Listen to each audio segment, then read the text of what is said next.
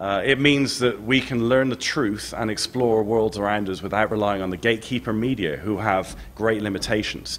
Now, this is one of the big things when we relaunched Discovery News. We didn't want to be another news station, because at the end of the day, all the people who work for Discovery News are professionals in their own field. I'm a solar physicist, and I report on space science. Our Earth producer, he's a geologist, and he reports on Earth science. Our tech producer, she worked for MIT in tech, and now she's our tech producer. So we've all got backgrounds. The problem is with the media at the moment, they are making cutbacks. They have made cutbacks in science and tech reporting. And we've seen that, what can happen through that. I mean, miscommunication of science is rife. So we started Discovery News. Discovery Channel obviously saw a little niche that we can fill, and they gave us our own budget. They said, right, you guys, you've been doing some great reporting for the last 10 years on Discovery Channel. Here's some money, rebrand yourself, here's your own logo, off you go. And so far, the response has been huge. I mean, month after month, we are beating our last month's targets. So that kind of just says to me, people have a thirst for getting their news from the science media, not from the mainstream press. So that was interesting to me. It means scientists are real people, people who have rabbits even. Science is therefore accessible to everyone. So that's a personal thing. So it's like, you know, I got Amy, who follows me on Twitter, and she loves the fact I send pictures of my rabbits. I mean, it's just a big part of my life. I work from home. They're always at my feet, so, you know, I'm obviously going to take pictures of them. And that means it's a great outreach tool. So people who aren't involved in science can see we are real people. And that's what they say about celebrities. You know, everybody has to go to the toilet at the end of the day. We're all real people. And I think that helps with science, because sometimes scientists can be seen as some kind of level in their ivory tower, but ultimately they're not. They're real people. It means to me information, any bits of information that gives me a better understanding of the whole. So basically just bringing everything together. You can follow so many different Twitter feeds, you can follow all these different accounts, you can get an understanding for how the universe works through social media, from the mouths of scientists who actually use social media to their benefit, from the social media, and also from science media as a whole. So I think that's cool.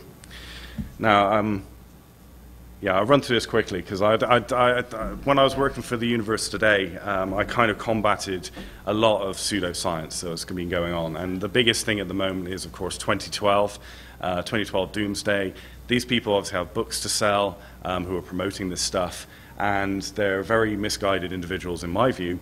And so I kind of took I went on to blogging, I went onto my blogs and decided to write articles about the real science behind all these doomsday theories, and that's what kind of got me noticed when I was blogging about all these doomsday theories, and the response was huge. I mean, we get millions of hits to these articles that I'd write about 2012. And I was thinking, is there such a there's a lot of people that really do believe the world is going to end in 2012, and as a scientist, I just couldn't understand where this was coming from. So I kind of looked behind the scenes, looked at where they're getting their information from. Sure enough, there's a lot of guys on social media websites, including YouTube. You know, YouTube suddenly became, you know, the evidence of everything. Somebody with a YouTube account can put anything on there promoting this 2012 doomsday.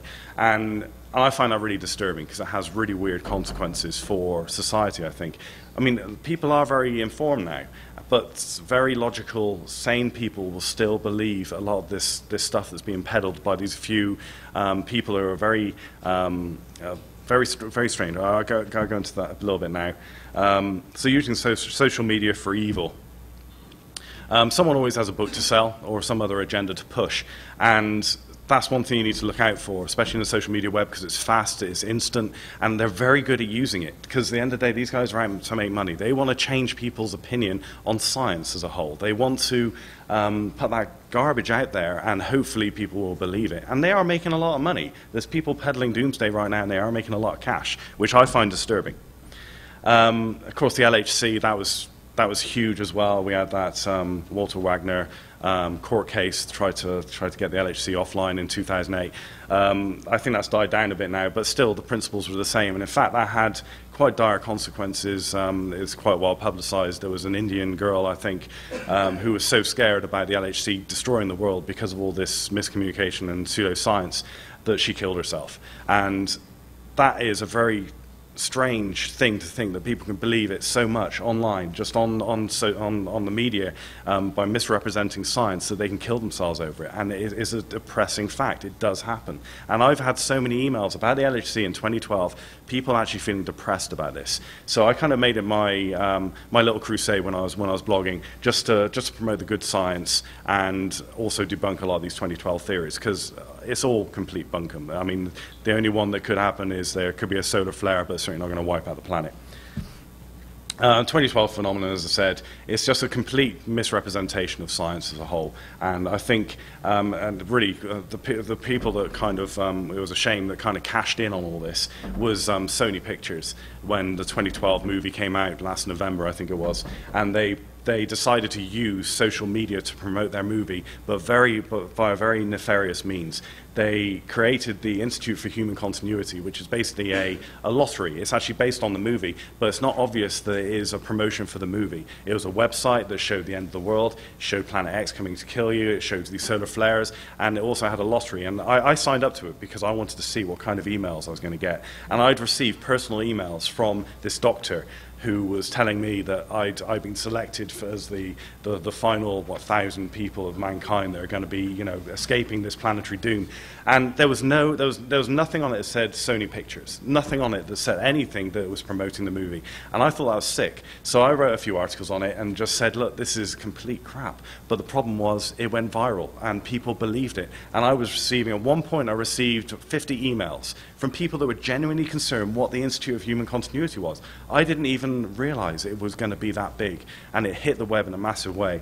And eventually they did actually label it Sony Pictures, but for about a month people were scared, and it was a shame. And I actually met David Morrison, the Ask an Astrobiologist from the Lunar Institute in NASA Ames. I met him, actually. He's my hero as far as 2012 goes, because he's been a very outspoken critic of 2012 theories for a long time in NASA, and he was saying the same thing. It's not going away. This is a problem that's going to continue. 2012 is going to be hell.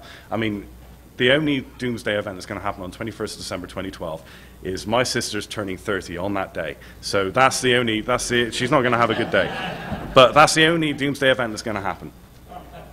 Alternative theories use legitimate science to misinform. And this is probably one of the most annoying things ever as a scientist.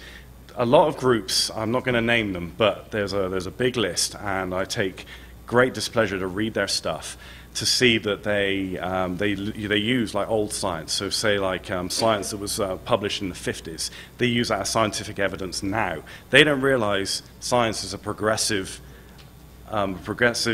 tool that we're always relearning stuff. Stuff in the 1950s aren't applicable today, not necessarily, but they use that, and they say, oh, it's been published, but it's like, no, but it was disproven. But they don't understand this concept, and so that needs to be watched out for, and you can combat that by actually promoting the real science behind it. Unnecessary fear can have disastrous implications. I mean, who knows what 21st December 2012 is going to be like on Earth. I mean, if it gets half as crazy as it has been over the last couple of years, it could be a bad year. But ultimately, it's almost like a self-fulfilling prophecy. If you're going to have a bad year, you're going to have a bad year. But that's the problem, and also people are getting very depressed over it. Become part of the solution, combat bad science. I mean, that's how I promoted myself. I was combating 2012, and I received a lot of hits, and I'd almost argue that a lot of that actually bought me my job, because the guy who was in my job previously, he got onto my 2012 articles. That's how I got noticed. So you can actually promote yourself by combating this bad science.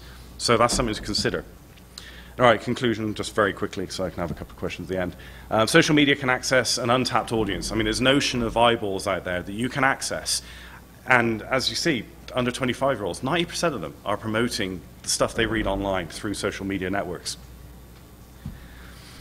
Social media isn't going away. The time to embrace it is now. I mean, that sounds really kind of weird, but yeah, it's not going away. It's getting more and more popular. There's so many networks building. The big ones, Twitter, Facebook. There's going to be others in the future. But bear in mind that you can promote your science through these networks.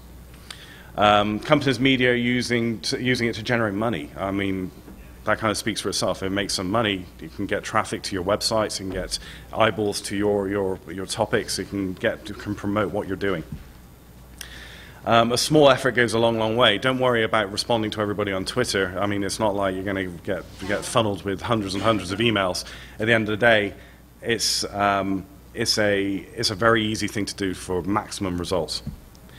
Building a community has strong feedback. So, you feed into a community, it gives back to you. If you build that, as those tips I gave you, if you build that community around your brand, you can get a lot out of it. Miscommunication is rife. Give science the exposure it deserves. So promote science. I mean, it's an easy thing to do. It's probably one of the purest things you can do.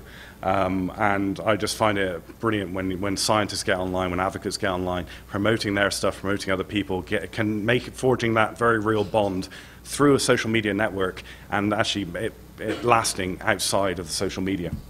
And especially when you meet these scientists, I mean, it's great to actually meet these real people behind these names. Mainstream media has largely made massive cutbacks in sci-tech reporting, one of the reasons for the relaunch of Discovery News. So yeah, that was basically one of the reasons why Discovery News was launched. And I think a big part of our armory is social media, so that's certainly worth considering. Now, I don't know, have we got sound on this? Can we get sound? Because I've got a little video, a cheesy video. Right.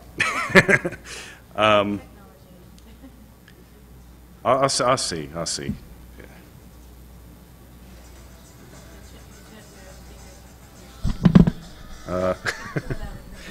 It's alright, it's just cheesy music. But this is what we produced at the start of our launch, so I just thought I'd share it. And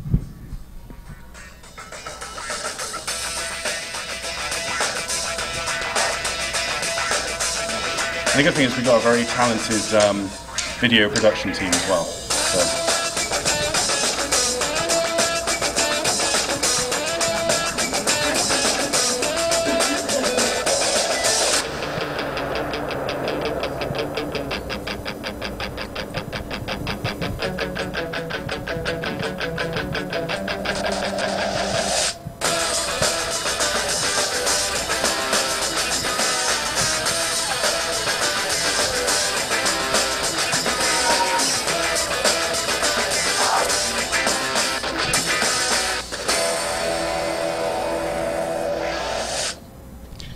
Okay, that's it. If you've got any questions, feel free to ask. I think we've got a couple of minutes. If you have questions, could you please stand up and use the microphone? Yes, there's a microphone in his hand right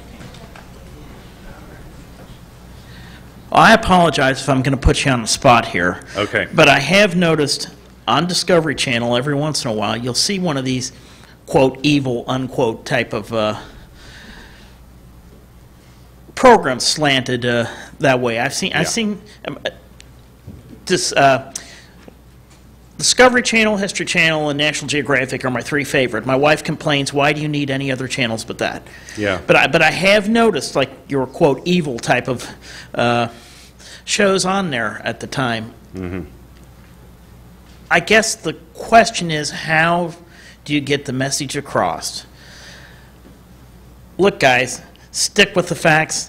The facts are more interesting than this fabrication type or taking science and pushing it too far to the extreme. Yeah. Yeah, and that's going to be a problem, I think, for any news channel. I mean, of course, Discovery News is born from the Discovery Channel, and the good thing is we have been firewalled against Discovery Channel, because Discovery Channel, first and foremost, is an entertainment channel. They have a lot of great documentaries, as you say. I mean, I'm a big fan of Discovery Channel, but we're not actually related. We are funded by the same guys, but we are independent because we're a news agency. So we have to be to keep our integrity. But as you say, there are certain programs that we do. I mean, I appeared on the 2012 documentary that aired right around the time the movie was put out, and Discovery decided to put together a special because we were being sponsored by Sony Pictures, which was a real big problem for me, because I've been for the last a couple of months before, I've been saying they're the worst people in the world, but they were our sponsors, and we got to remember that we are driven by advertising, and in this case we did a special on 2012. And I was invited. I went to New York, and we shot this. And fortunately, I mean, Discovery Channel, they do keep their integrity by involving real scientists. There's a lot of History Channel programs about Nostradamus using him as scientific fact, and that kind of thing we won't do.